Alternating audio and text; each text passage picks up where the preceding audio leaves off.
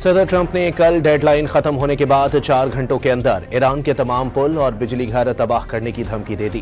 آبنائے ہرمز نہ کھولنے پر ایسی تباہی مچے گی کہ ایران کا انفراسٹرکچر 100 سال کے لیے استعمال کے قابل نہیں رہے گا۔ امریکی صدر کا دعویٰ۔ امریکی صدر نے جنگ کی مخالفت کرنے والوں کو بے وقوف قرار دے دیا۔ جنگ میں مدد نہ کرنے پر نیٹو کو کاغذی شیر قرار دیا۔ جاپان اور جنوبی کوریا کو شمالی کوریا سے بچانے کے لیے 50,000 امریکی فوجیوں کی خدمات یاد دلا دیں۔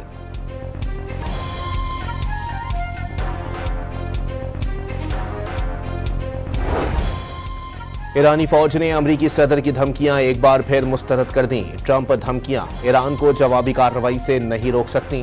تہران کسی صورت امریکی دباؤ میں نہیں آئے گا۔ ترجمان ایرانی فوج ابراہیم ذوالفقاری کا دو ٹوک پیغام۔ ٹرمپ کے بیانات امریکہ کی ناکامیوں کو جواز فراہم کرنے کی کوشش قرار۔ واضح کیا امریکہ کا ہر اقدام اس کی شکستوں میں مزید اضافہ کرے گا۔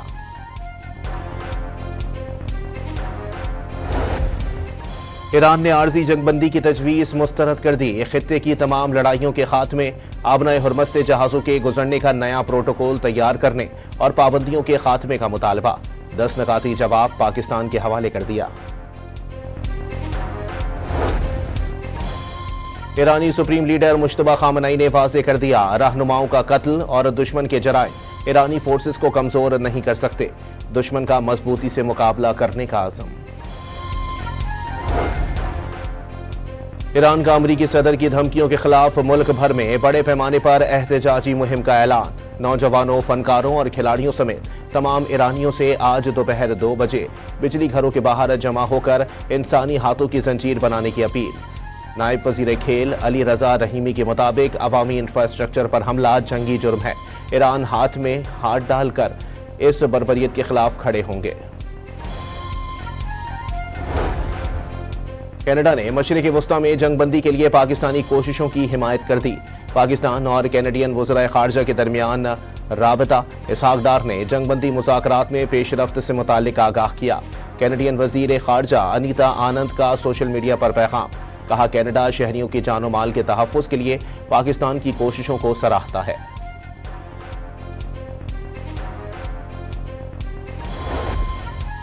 سعودی عرب کے شہر جوبیل میں آئل ریفائنری پر حملہ۔ حملے سے آئل ریفائنری میں آگ بھڑک اٹھی۔ آگ کے ہولناک شعلے بلند ہونے کی ویڈیو سامنے آ گئی۔ سعودی وزارت دفاع کا 4 بیلسٹک میزائل ناکارہ بنانے کا دعویٰ۔ اسرائیلی کنٹینر جہاز SDN-7 پر بھی کروز میزائل سے حملہ۔ جہاز ہولناک آگ بھڑکنے سے جل کر تباہ ہو گیا۔ ایران نے شریف یونیورسٹی پر حملے کے جواب میں امارات میں امریکی AI سینٹرز کو نشانہ بنانے کی دھمکی دے دی۔ امریکی اور اسرائیلی حملے میں شریف یونیورسٹی کے کمپیوٹنگ سینٹر اور GPU سہولت کو نقصان پہنچا، جو ایران میں مصنوعی ذہانت کی صلاحیتوں کے لیے بنیادی ڈھانچہ فراہم کرتی ہے۔ ایران کا ابوظہبی میں امریکی اسٹار گیٹ AI سینٹر کو بھی نشانہ بنانے کا اعلان۔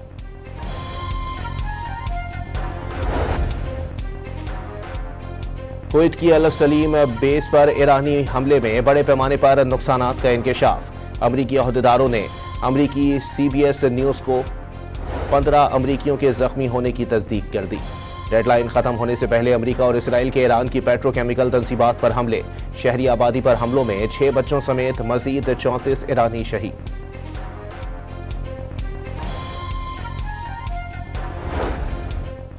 ایرانی حکومت نے شہید رہبر اعلیٰ علی خامنئی کے 40ویں پر ملک بھر میں تعزیتی تقاریب کا اعلان کر دیا۔ قرآن خوانی کا سلسلہ بدھ 8 اپریل سے شروع ہوگا۔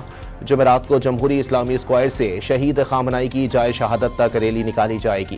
مرکزی تعزیتی تقریب جمعے کی صبح ہوگی۔ آیت اللہ علی خامنئی 28 فروری کو امریکی اور اسرائیلی حملے میں شہید ہوئے تھے۔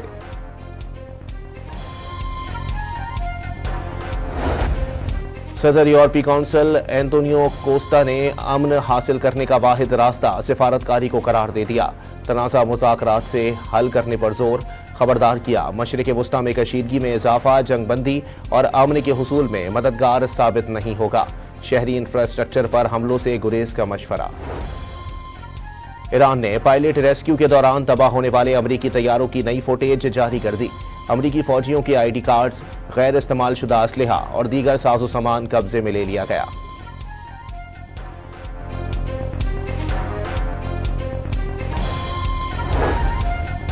IMF کی جنگ کے تناظر میں مہنگائی کی خوفناک लहर की वार्निंग, तनाज़ा जल्द ख़त्म हो भी जाए तो महंगाई ज़रूर बढ़ेगी। जंग तवील हुई तो मईशत पर असरात कहीं ज़्यादा शदीद होंगे। IMF MD क्रिस्टलिना जॉर्जिवा ने खबरदार कर दिया, कहा जंग सप्लाई में तारीख की बदतरीन रुकावट बन चुकी है। अमरीकी सेनेटर बर्नी सैंडर्स का दुनिया से लबनान की सूरत हाल पर भी तवज्जो देने का मुतालबा। इसराइल लबनान के 14% इलाकों पर कब्जा कर चुका। सहूनी दरिंदगी, 14 से ज्यादा जिंदगियां निकल चुकी। सैंडर्स का सोशल मीडिया पर पैगाम, कहा बस अब बहुत हो चुका, इसराइल को अमरीकी असलहा हरगिज़ नहीं मिलना चाहिए।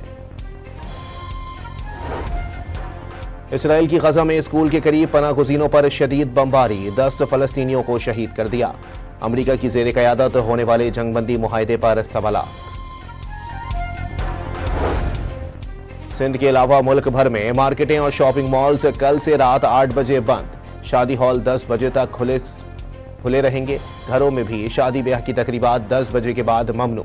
बेकरियां, रेस्टोरेंट्स, तंदूर और खाने पीने की दुकानें भी रात 10 बजे बंद करना होंगी। खैबर पख्तूनख्वा के डिवीजनल हेडक्वार्टर्स में बाजार 9 बजे बंद होंगे।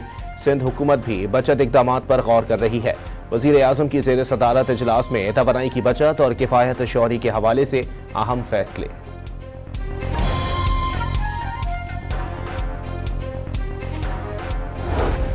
वज़ीर आला सिंध के साथ कराची के ताजरों की बैठक।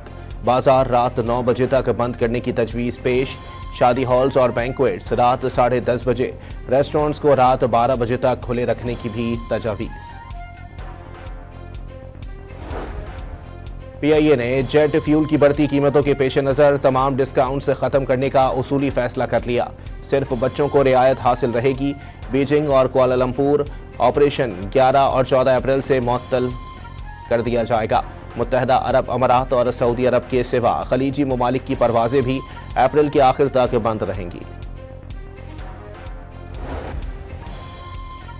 यूक्रेन की रूसी शहर नोवोरोसिस्क पर ड्रोन्स के जरिए बड़ी कार्रवाइयां। हमलों में 8 अफराद जख्मी, जबकि दर्जनों रिहायशी इमारतों का नुकसान पहुंचा।